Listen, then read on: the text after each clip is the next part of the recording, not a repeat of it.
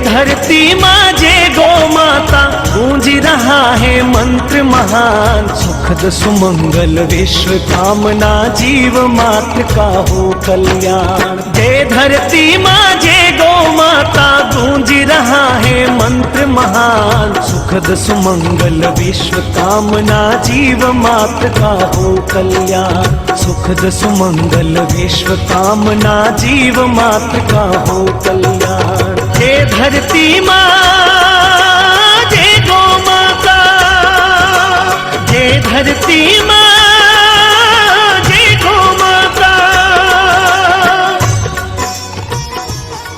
गावो विश्वस्य मातरः, वंदे गौ मातरम। प्राचीन काल में भारत सोने की चिड़िया, घी दूध की नदियां बहने वाला देश और विश्व गुरु कहलाता था। भारत की ये समृद्धि और ख्याति गौ संरक्षण, गौ व ग्राम आधारित अर्थव्यवस्था और गौ संस्कृति पर आधारित भारत की जीवन पद्धति के कारण थी।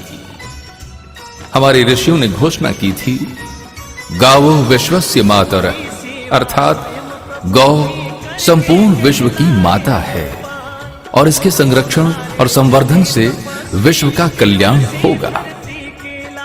ब्रह्मलीन महर्षि देवराह बाबा ने कहा था, गाय के पृष्ठभाग में ब्रह्मा जी, मध्य में विष्णु जी, मुख में शिव जी, रोम रोम